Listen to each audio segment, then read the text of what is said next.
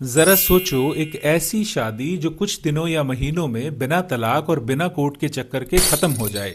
जी हाँ, मुस्लिम्स में एक ऐसी शादी की रवायत भी है जिसे मुत्ता मैरिज कहते हैं। मुत्ता मैरिज ज्यादातर शिया मुस्लिम्स कम्युनिटी में मानी जाती है। इस शादी में निकाह के वक्त ही टाइम ड्यूरेशन यानी मुद्दत और महर तय कर दिया जाता है। जैसे ही वो तयशुदा मुद्दत पूरी होती है, रिश्ता खुद ही खत्म हो जाता है।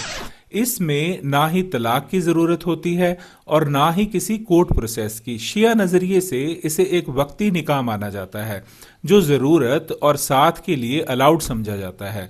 सुन्नी मुस्लिम्स इस प्रैक्टिस को एक्सेप्ट नहीं करते। वो शादी को परमानेंट रिश्ता मानते हैं, ना कि कुछ टाइम का अरेंजमेंट। इसलिए सुन्नी मुस्लिम्स मुत्ता मैरिज को इनवैलिड या हराम कहते हैं।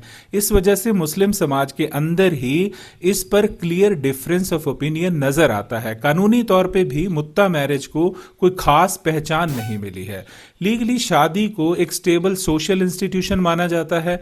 भले ही शिया कम्युनिटी अपने पर्सनल लॉ के अंदर मुत्ता फॉलो करती हो, लेकिन कोर्ट्स ने इसे कभी भी फुल लीगल मैरिज का स्टेटस नहीं दिया।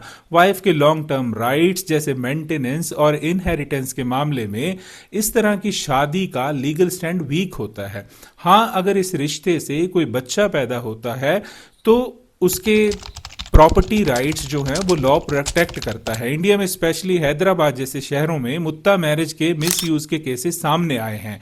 कुछ मामलों में फॉरेन मैन खासकर गल्फ कंट्री से इंडियन लड़कियों से लिमिटेड टाइम मैरिज करते हैं और बाद में उन्हें छोड़ देते हैं। इसलिए एक्सप्लॉयटेशन और चीटिंग जैसे सीरियस कंसर्न्स उठते रहते हैं। यह भी इंपॉर्टेंट है कि सुप्रीम कोर्ट ने अभी तक मुत्ता मैरिज पर कोई फाइनल डिसीजन नहीं दिया है। इसलिए यह कहना गलत होगा कि मुत्ता मैरिज को सुप्रीम कोर्ट ने बैन कर दिया है।